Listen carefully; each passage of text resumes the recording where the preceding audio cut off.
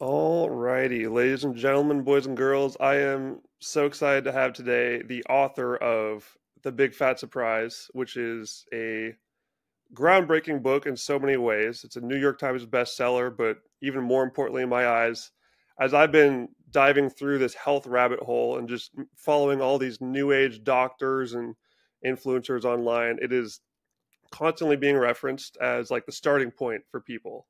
Just learning about how we got here today in the dietary world and what's going on with health. And her name's Nina Teicholz. Thank you so much for joining me, Nina. Thanks for having me on. It's good to be here. So, I would love to start the way I usually do, which is hearing about your story, because I think it started in a very similar way to so many people, just in the way you ate and the way you sort of viewed science in general and, the diet that we've all been told is good. So, Yeah. could you give me a little background on Yeah. your where you started and how you got to where you are now writing books about diet?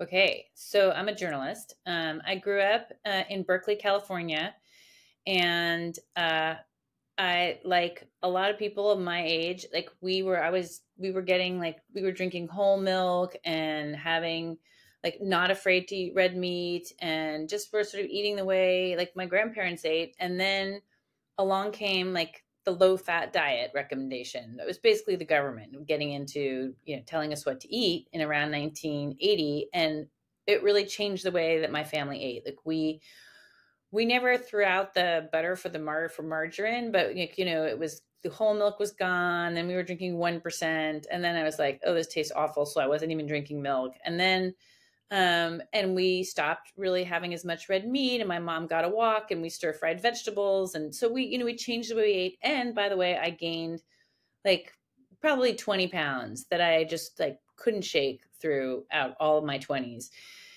and didn't feel very healthy or look so great.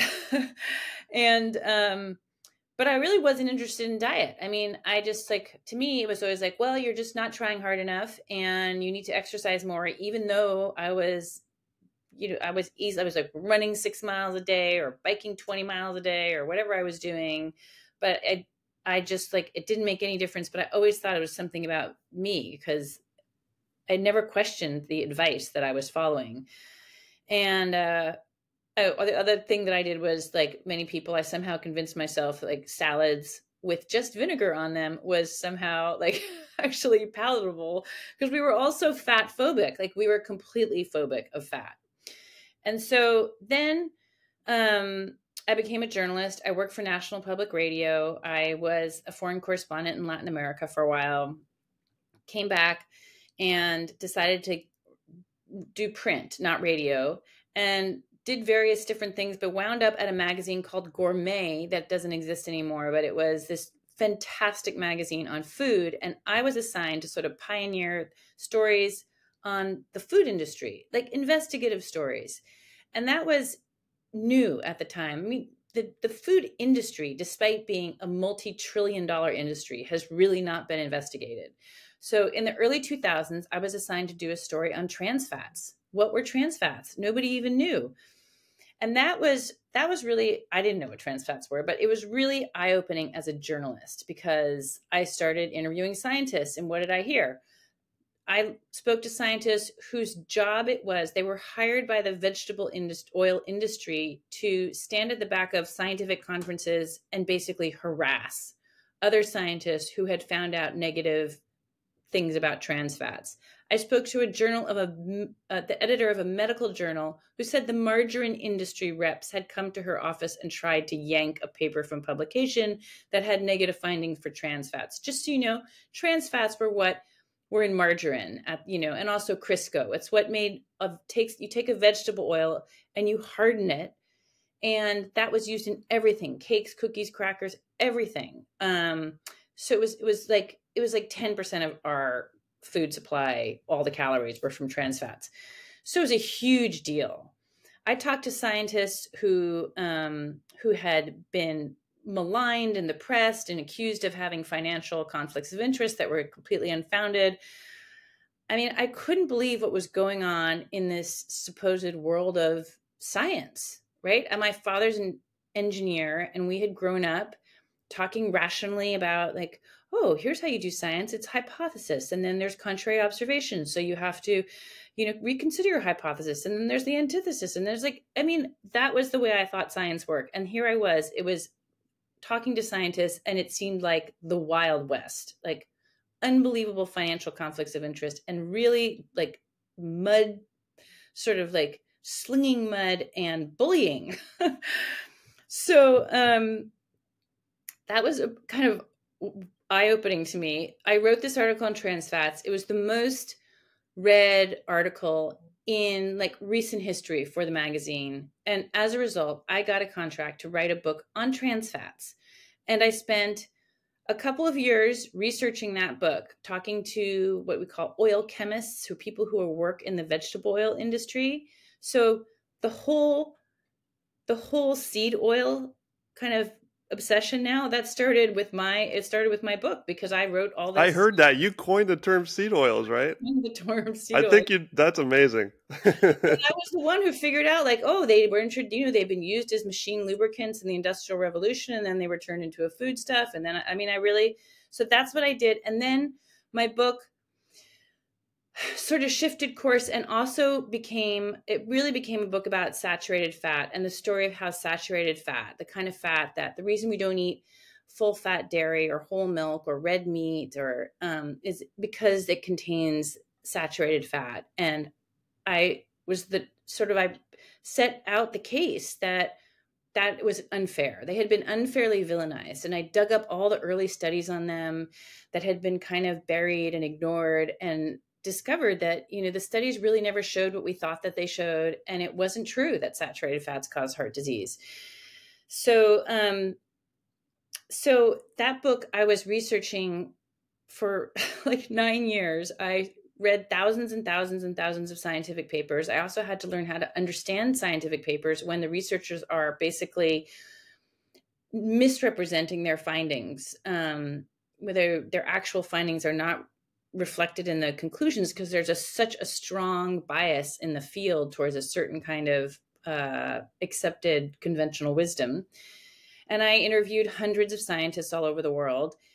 So that book became The Big Fat Surprise. And it was a huge undertaking. And it really is I think it's done so well because, one, it is an amazing story, really, how we came to adopt these ideas that were fundamentally wrong about fat and about the kind of diet we should eat, and about this basic idea that like, well, the diet we all think is healthy, like fruits, vegetables, whole grains, nuts, seeds, low fat, dairy, vegetable oils, like the fact that none of that is true. But then like the story of why that diet has held on. If it's no clinical trials can show that it benefits health, if all the clinical trials contradict it, that's the most rigorous kind of scientific test you can do is a clinical trial. Nothing would confirm this diet, and yet it hung on and hangs on today even. And so the question is why? And that leads you to the whole politics of the field. You cannot understand nutrition science without really understanding the various, like the politics and the various corporate forces, the financial interests, even the ideological interests that are interwoven in this crazy world of nutrition science. So I think that's the basic story of how I got here. Yeah, and it's very interesting how you and I had very different sort of starts to begin thinking about these things, because you were there as these were being put into place. You were in your teens and 20s as that shift was happening, and you could see the results were negative on yourself. And you still weren't really able to quite connect the dots, because it's hard when we're like in the middle of it, in the thick of it. And when I was growing up, when I was just in kindergarten, a child, I remember in the cafeteria, my lunchroom just has giant banners of fruits and vegetables and grains and nuts and seeds. And there's always like a messaging of like, limit the meat portions, meat's bad for you. And I mean, the lunch that we got there was just atrocious. It's like pizza and Texas cheese toast and like apple juice and just all sugar. And there's no high quality protein or saturated fat. And if you look at the kids today, you can see like obesity is happening at a younger and younger age. So like the question is, when are people going to connect these dots? Because as you said, science has clearly become much more political, and politics come with far more layers than the average person has the real mental bandwidth to dig into. Because then as soon as money is involved and like conflicts of interest are involved, people are getting paid under the table, and then they're the ones putting out these studies, and it becomes very difficult to dig into and like really unwind all those conflicts of interest. And of course, I recommend to everyone listening to go read The Big Fat Surprise, because that's exactly what it does. It unwinds those conflicts of interest, and I can only imagine the level of rabbit hole you're in writing that, because I mean, it's incredible. It's crazy how deep it goes. Yeah. It's it's a serious. I mean, you have to look up every study and see what the funding is and track all the, it turns out this innocent foundation is really a front for the Kellogg's company, or, I mean, it really is like a mystery, and it's like a mystery story, but it also requires really the skills of an investigative journalist. And it's the weird thing about nutrition, which is that our science reporters, there's a few things going on. Like the people that we rely on to translate the science, which is our like nutrition reporters and like journalists. But journalists in this field, I don't know how this happened, but they basically they've written a cookbook, or they come from the world, or they were a chef, or they sort of think of it as like lifestyle light issues. But the reality is, or even if they're a science journalist, there's a kind of reverence for the science that comes out in a non-questioning of public health authorities. There's really hardly ever any really digging into the science and challenging a scientist, because who are you as a lowly reporter to challenge a scientist? Like I think there's a lot of nervousness or insecurity about that. But if you think about it, in any field of reporting, there's always that, that dictum, like follow the money. You need to follow the money to find out what at least some of the forces going on in this story. And nutrition journalists just never do that. As I said, they come from their cookbook writers. It's just not what they're trained to do.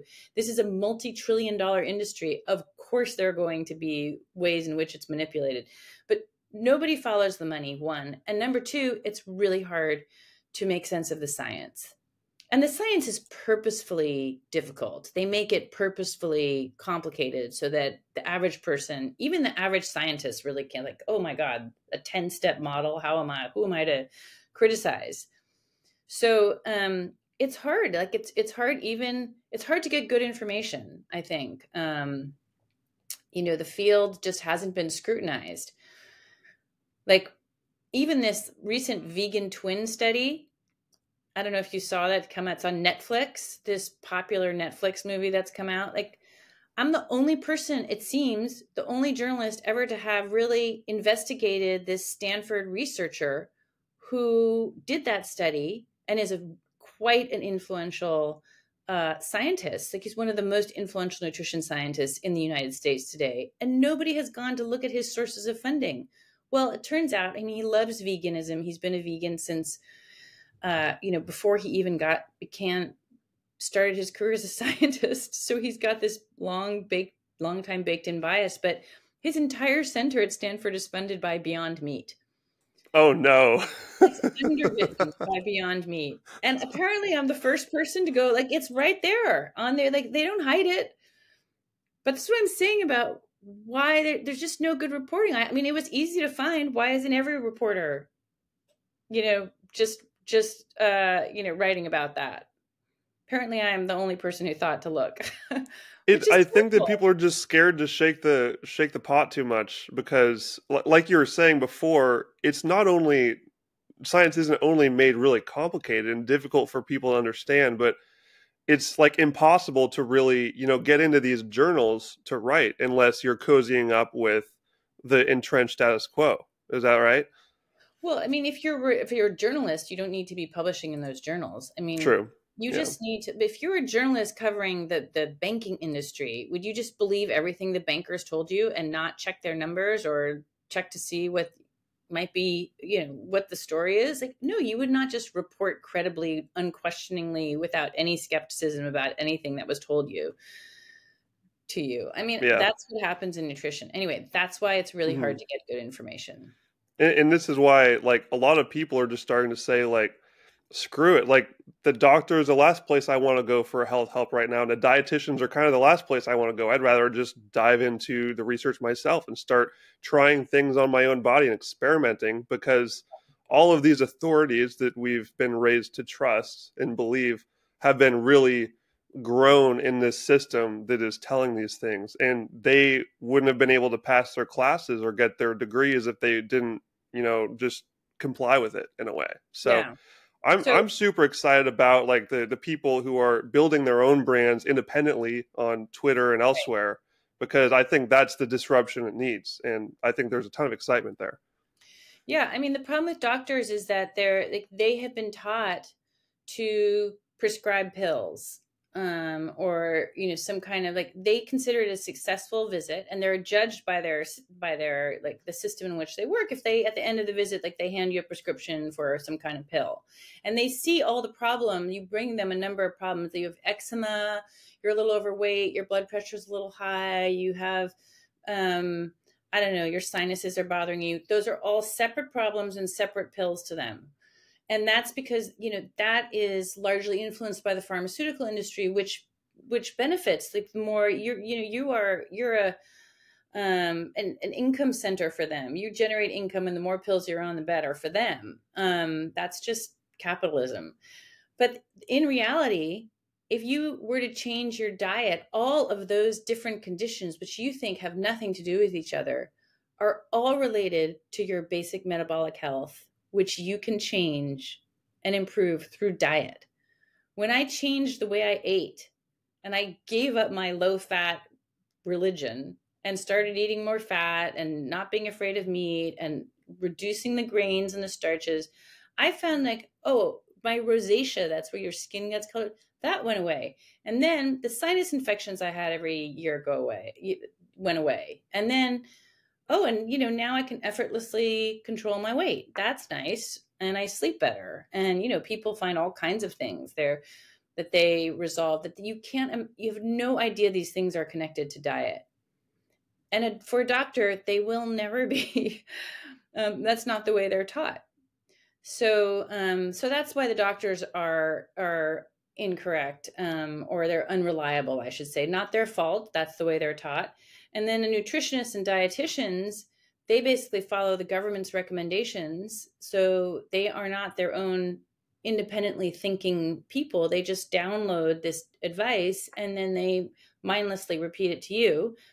And unfortunately, I'm actually the person who went and read the entire science evidence base for our dietary guidelines. And I can tell you all the clinical trials that that contradict it, and the failure of the clinical trials that they cite to support it. And, it doesn't work. But most of healthcare practitioners are not, they're just not doing that level of independent research. It's just not possible. The average doctor doesn't even have time to read any research. They read, like, little summaries of papers, but it takes a crazy person and somebody with a lot of time to devote to really reading all the science. And, it's not something you can expect of your average healthcare professional.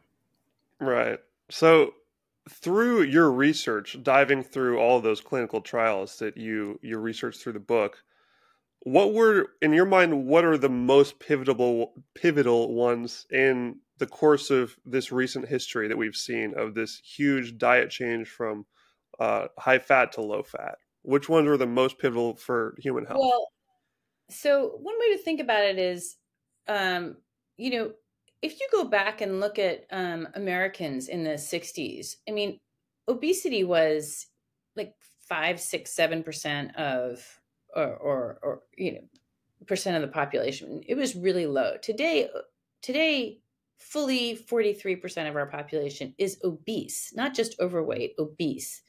So we were pretty healthy not that long ago. Like, it hasn't, how have we changed our way of eating in that time? Well, I can tell you, The best available government data on consumption and food availability will show you the following. From 1970 to 2013, red meat is down by 28%, beef is down by 35%, whole milk is down by 79%, butter is down by 20%, animal fats are down, eggs are down, and what's up? Actually, we eat 20 to 30% more fruits and vegetables. Grains have increased dramatically. Vegetable oils up by 89%. So, I mean, basically everything we've told to eat less of, we do eat less of. And everything we're told, we're often told, oh, you're not eating enough fruits and vegetables. But Americans are eating a lot more fruits and vegetables than we used to. And we eat more grains, and our health has tanked. So, if you're going to talk about like the actual clinical trials, okay, so that's the top grade A level of evidence. They're in different quality, and there's some longer, shorter, but there's a very large body of clinical trial literature where clinical trials done all over the world on about 69,000 people. It's just a huge number of people tested. On what idea? On the idea that saturated fat and cholesterol are bad for health. Like, that is an idea that it started in the early 1960s, and the whole idea was cut your saturated fat and cholesterol, right? Don't eat egg yolks, don't have shellfish, don't have red meat, don't eat full fat dairy. And that's called the diet heart hypothesis, actually. That was tested, and it was discovered the result of all those trials was saturated fat and cholesterol have no effect on cardiovascular mortality or total mortality. That's the simple bottom line of those trials. So, but those are the studies, they were buried, ignored, they were disregarded, they were sort of forgotten. Those are the studies that I unearthed when I did my research. But that's what these were all done in the 1960s and 70s. And because of my work and others, they've experienced a resurgence of interest. And now there's a lot of papers that have concluded what I concluded from my book, which is that saturated fat is not the bogeyman here. Then there was another giant body of scientific studies on over 50,000 people. Again, a ton of people studied on the low-fat diet.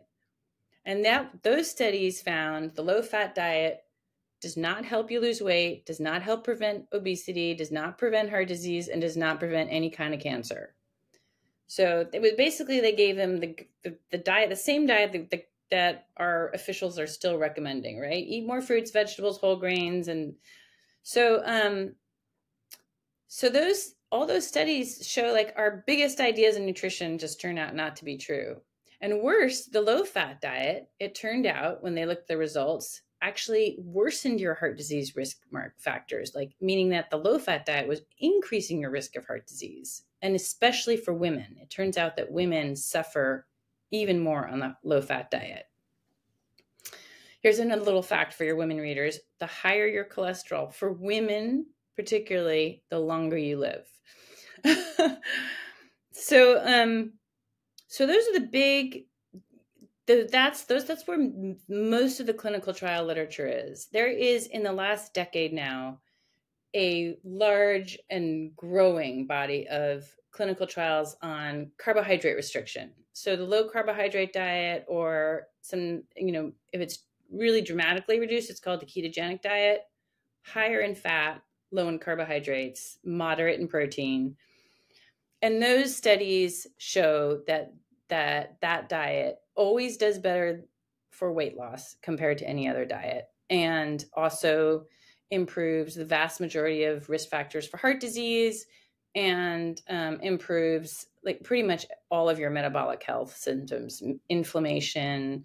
And surprisingly, I mean, one of the really interesting areas of research is it really improves mental health, reduces all symptoms of depression better than any medication, has actually reversed bipolar disorder, schizophrenia. I mean, there's some pretty remarkable potential implications for the ketogenic diet. So Anyway, that's kind of like a very short history of scientific studies. I mean, there was also like some studies in the Mediterranean diet. And we can talk about those if you want, but not very impressive. I'm more curious about this goofy old character known as Ancel Keys. Yeah. And everyone who's read your book knows that name because Yeah. he is basically the origin of where these guidelines came out of in the first place. So could you tell me a little bit about that ground zero of Yeah. where Ancel Keys started this whole thing and how that came to become the dominating narrative? Sure. Well, so you have to put your mind in the 1950s. Heart disease, which had been very rare in 1900, they knew about it, but they weren't seeing it anywhere, had risen to become the number one leading cause of death. And it was terrifying the nation. And in 1955, President Eisenhower has a heart attack. He's out of the Oval Office for 10 days. And the nation is in a panic over what causes heart disease because scientists really don't know. And, some scientists are saying it's vitamin deficiency. Others are saying it's auto exhaust from the rising number of cars on the road. Others are saying it's the type A personality, like you scream at everybody and then you have a heart attack. The winning idea was proposed by Ancel Keys, a professor at the University of Michigan. His idea was that it was saturated fat and the cholesterol in your diet that would raise the cholesterol in your blood and like clog your arteries like fat in a hot fat in a cold stovepipe and eventually close up and block your arteries and give you a heart attack. So that was called the diet heart hypothesis. That was his idea. And he was this very charismatic, outsized personality, extremely aggressive. He was said to be able to argue anybody to the death. And he persuaded the American Heart Association to adopt his idea. The American Heart Association was the major group of cardiologists and really the main authority, still is, on heart disease. Ancel Keys joins that nutrition committee of that group.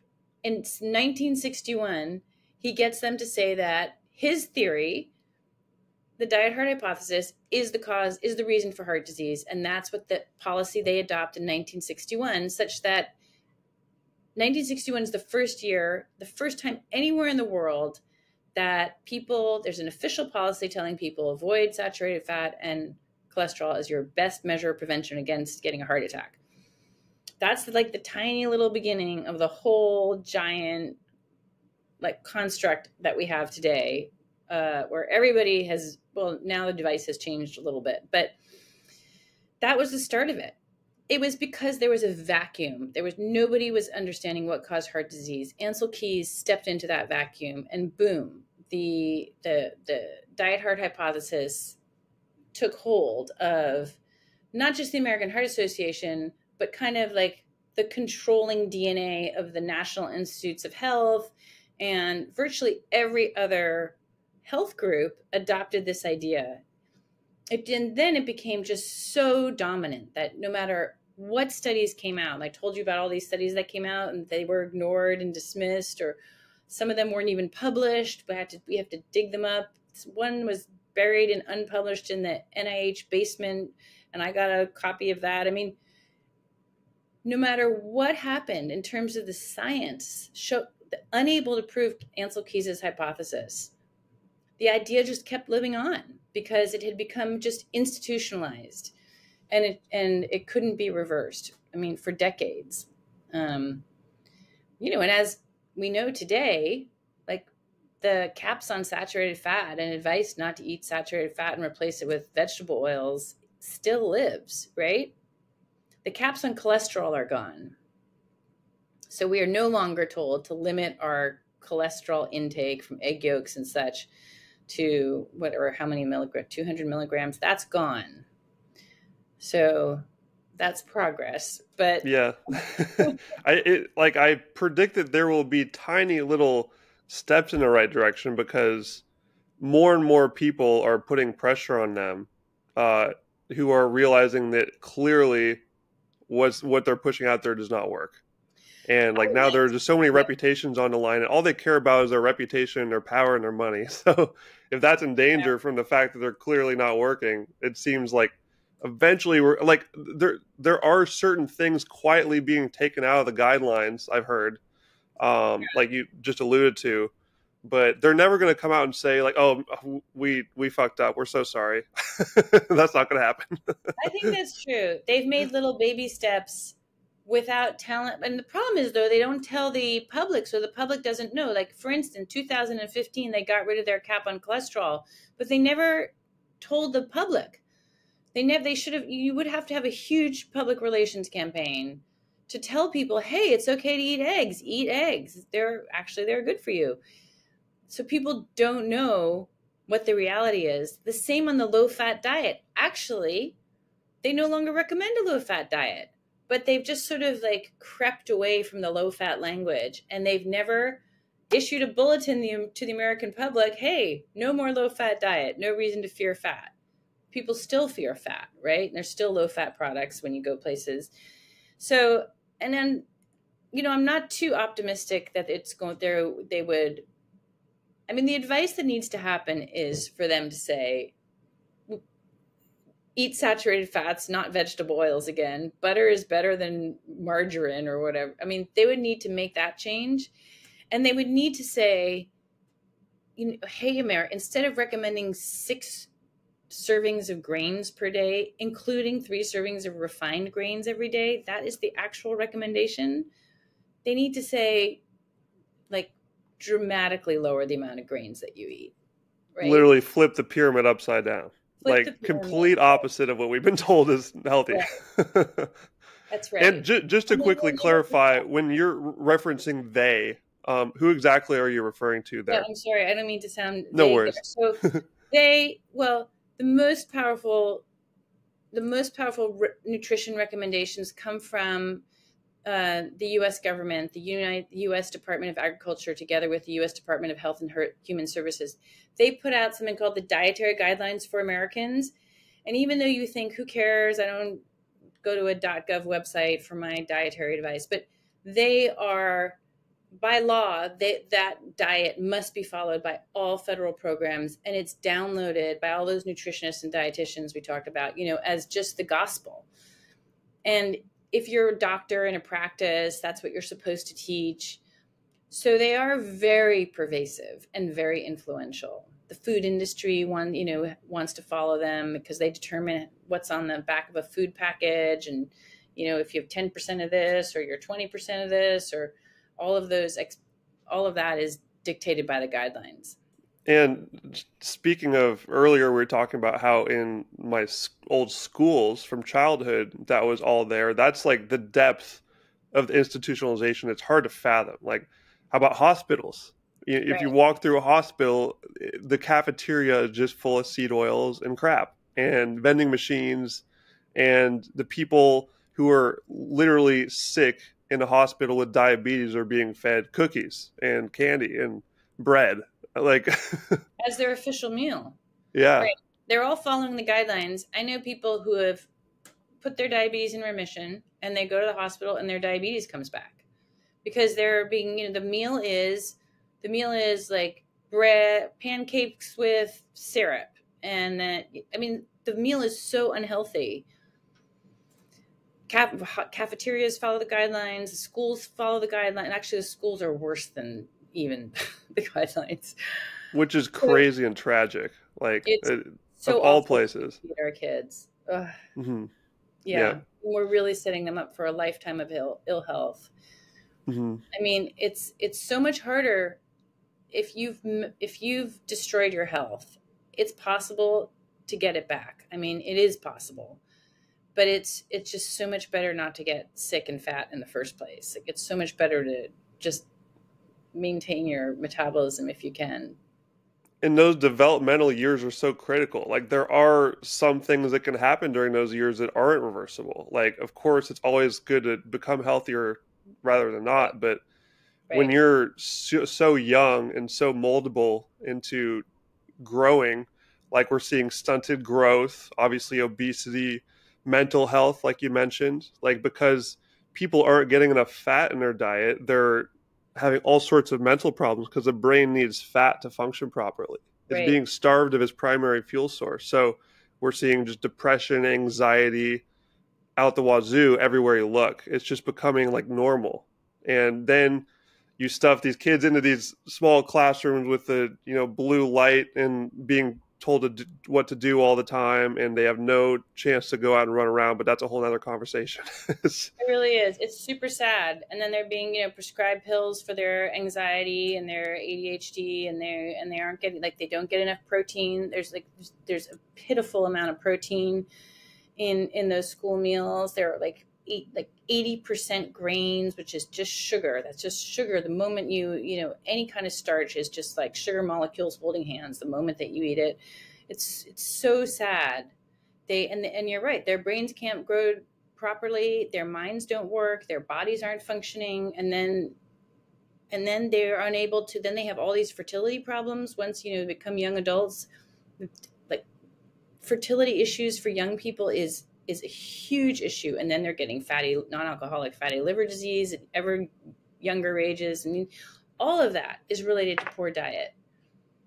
And it's just crazy that people aren't talking about that more, or prioritizing that more. It's like, how do we even function as a nation where we're all sick and on multiple medications and feel terrible and our brains don't work?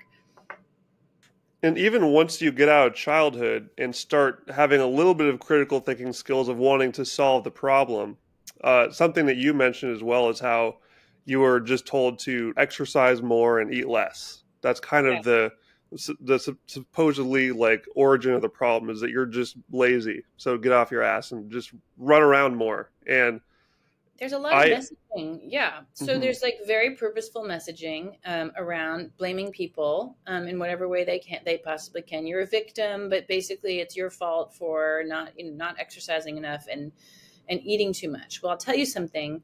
No amount of exercise you cannot outrun a bad diet. Like, weight loss is 95% about your diet, what you put in your mouth. Exercise is fantastic for your mental health and will keep you feeling sane and good and maybe build muscle. But in terms of fixing your health and losing weight, it's 95% what you're putting in your mouth. But what they tell you is that, I mean, if you remember, like, Michelle Obama, when she started going after she started going after the soda companies, but can't go after Coke and Pepsi. They will, they're too big to really take down. So then you remember she moved from doing that to then doing Let's Move, which is nice, but really useless when it comes to trying to actually fight child obesity. And it's really sad to me. I mean, just seeing people in the gym on, like, toiling away on those exercise machines, like that, it's great to get exercise, but that's not going to help fight the obesity problem. But that's what people will tell you, because that's the safe advice to give people. It doesn't threaten any industry. You're not telling people not to have their Coke or their Pepsi. You're just telling them, you're saying, like, hey, you can have that, but just go work it off. Yeah, it's like a good way to just kind of, for the doctor to kick someone out of their office so they can just churn through more patients. Just go work out, go exercise, you'll be fine. And it doesn't fix the problem. And they might believe it too. I mean, most doctors don't know. They're just like, they're given bad information. So they think exercise is probably, a good idea. I mean, I would say the majority of them do care. They like definitely the ones I know, like around my age, who are now just joining the workforce of medicine, like really have good heads on their shoulders, want to fix things. They were just given years and years and years of bad data and information. So right, my doctor, like my super nice, really smart doctor, I just watch him get fatter and fatter and fatter every year, and I keep saying to him, and he keeps saying to me, look, are you getting exercise, and are you doing weights, and are you doing this and that? And I was like, yeah, but you know what? Do you want to know anything about my diet? Because I'm not getting weight like you're gaining weight. I mean, I don't say that, but he's just like, the evidence of his integrity is that he's getting fatter. If he knew the solution, he himself would follow it. It's the same idea. Like, you wouldn't take your car to a mechanic who had a broken down car. Like, Like, At some point, the optics matter if you're not practicing what you preach, or you know, doing things well for yourself. It's right. and more people are coming to that realization. They're all because the doctor field as a whole is really unhealthy. If you look Yeah, at them, like pretty much they all of are. us have had an obese doctor in our past, if not Yeah, several, and so right. it makes you think that maybe there's like a different layer system, like you're talking about here, where diet is really the bottom. And But they're I really fully not believe that. taught. They're not taught about nutrition. If they get a half a day of nutrition that in the typical, medical school curricula, that's would be a lot. And then they're taught the wrong advice. So, I mean, it's really not their fault. The whole curriculum is designed or influenced by pharmaceutical companies, and it's designed around prescribing pills and Yep. or devices. So, like, it isn't really medicine. It's a pharmaceutical delivery vehicle. Yep. That's why you So have to stay away from doctors. definitely. So one of the things that I'd love to dive into real quick here is just the who are the main players in this game right now that are creating those narratives that are filtering down onto us. So one of the things that your book really goes into is that every single food, oil, plant, you name it, has a lobby behind it. So in your mind, who are the main players in this big food game right now that are shaping the world's perception around food and health? Well, that's kind of a big question. But, I think, and we discussed, like, the US government is a big, hugely influential force. So those dietary guidelines are very influential. The American Heart Association, I mean, everybody's got the same guidelines, right? The American Diabetes Association will tell you as a diabetic to have like have a hot fudge sundae, which will just require more insulin. And for the people who, the companies that basically support the American Diabetes Association,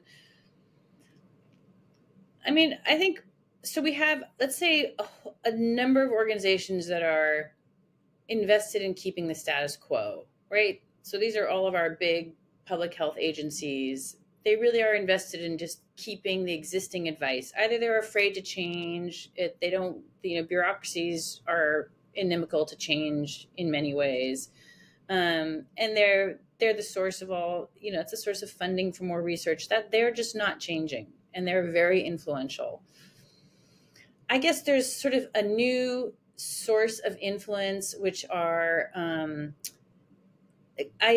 least as I see it, there's a tremendous push to make us all eat more fruits and vegetables and not eat meat. And that comes from a number of different sources. But one of them that probably your audience would, recognize, is there's this booming industry of fake foods, right? Be like all the fake meats, the beyond the Impossible Burger and Beyond Meat, and every kind of natural food has a whole bunch of investors betting on how they can replace it. Fake eggs, fake meat, fake seafood, fake everything. Fake And milk is a big one. oh, And right, that all the fooled fake me for a while too. Yeah. juice, and which are just like, it's just just starchy water, really, is what that is. Um, and what they're betting on is that they can have some patent protected industrial product that they can make a lot of money on to replace the natural thing. So there's a big, enormous effort to try to convince us that natural foods are bad for us or bad for the planet. Like cows and beef, they're the worst for the planet. And, but everything, it's terrible to have fish because you're ruining the oceans. Like, there's just, I really see it as a sort of a propaganda campaign to really convince us to move away from our own natural foods. Oh, and by the way, those are also, we can make or fit, we can grow, we can raise our own cattle or raise our own chickens or fish ourselves. I mean, that's what makes us autonomous and independent and able to have our own food source. But they would like to control the food production process and profit from that. And those are, I mean, there's just hundreds of millions, if not billions of dollars invested in that fake food industry. So that's like a whole other source. of influence that comes down on us. And I would say there's other kind of sources of influence that are a little weirder, like the Seventh-day Adventist Church, it believes, as a matter, a deeply held belief of theirs is that everybody needs to be on a vegan diet, otherwise Jesus will never come back. They will never be the second coming. So it's this urgent belief that they need to have everybody be on a vegan diet. And I mean, that is a subject all to itself that you could spend an hour on. But, they have a university they run called Loma Linda University. Members of that university serve on the highest nutrition committees. They're hugely influential. They own the Blue Zones brand. Their major way of proselytizing is through cooking classes and through diet advice.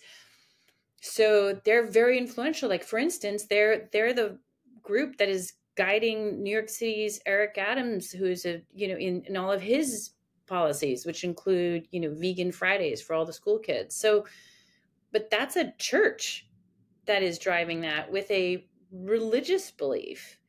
So that's, one of the weirder forces at play here. But it is a wild and weird world of nutrition. The more time you spend in it, the more crazy you will get. But there's a lot of different forces and all of them are uninterested in your health, really. They're interested in either making money from you or, in the case of the church, I guess, winning you to their cause, but they're not working in the interest of the public health or your health. It's a true bizarro world when churches and New York politicians are coming together to make kids sick. Yeah. When do you see that team?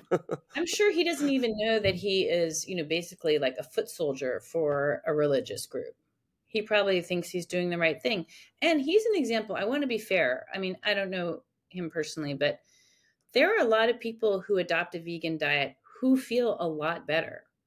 And that's because most people are eating really crappy diets. Even people who try, they're having the Kind bars. Those are just full of junky grains, or, so when you really become strict in your diet, most people feel much better. And I think that probably was true of Eric Adams, the mayor. It's just the vegan diet, it does not provide you with the basic nutrients you need for life. Just the basic nutrition that you need. And people don't feel this often for sometimes years, but it shows up as, all kinds of gastrointestinal problems and anxiety and low mood and low energy. And it shows up in weird ways, autoimmune issues. It just doesn't show up right away. And so people are, they're confused by it. Yeah. And for diet's a great example of there just being so many levels to the game, where if your primary diet is processed slop and seed oils, a vegan diet will be better than that, because you're going to be getting rid of some of the complete poison, whether you're going vegan or carnivore. It's just an argument of what is the optimal, and I would argue it's carnivore, but we'll say that for another day. Yeah. Nina, we are getting close to, I know it's coming close to dinner time for you over there, so I'll try to wrap this up. What would you say is your message to the world right now? I know that I didn't even mention this. It's the 10-year anniversary of your book, which is freaking awesome. I'm honored that I could be one of the first to celebrate that with you here in January 2024. What are you working on? What are you building? What are you excited for? Lay it on us for the final finish line here. 2024. So I just got a PhD in nutrition. So I'm celebrating that. I get to formally announce that in a week. So you get the Let's go. Congrats. Good. I'm running. The main thing I'm doing is writing a newsletter on a platform called Substack. And the newsletter is called Unsettled Science. So I would love it if your listeners would go there and they can sign up for free. And if they like it, they can pay for it. But it's really, I think, it's a bunch of different things. But one is it's the only investigative reporting in nutrition that is happening pretty much, I mean, maybe some of the only nutrition investigative reporting, like following the money, figuring out who the funders are, and really like pulling back the curtain on the forces behind nutrition. And then it's also just like some nutrition advice, like what is the deal in seed oils, and why is chicken not the best protein to eat? Maybe why is it maybe not as good as red meat, or is that true? So so I'm working on that, and I'm going to and I'm writing a book proposal, so we'll see where that goes. But yeah, I'm Amazing. getting back into that. So, and I might be visiting you in Colombia. Who knows? Yeah, for round two. Yeah, I love Latin America. excellent. Yes. Well, Nina, thank you so much for joining me today. I really appreciate you, and the world appreciates you for what you're doing, putting out this extremely important content, getting out there, being fearless, and being on the forefront of just changing health and diet for the better. So your book, I will be sure to spam that link everywhere I'm posting this, as well as your Substack. And thank you so much for coming today. I really appreciate you. Thank you, Ben. Thanks for having me on. Excellent. And as expected, I didn't put a single scratch in the mountain of questions I actually had for you. So we'll keep in touch for another round someday in the future. I'll come back another time. Okay. Absolutely. I'll see you later. Take care.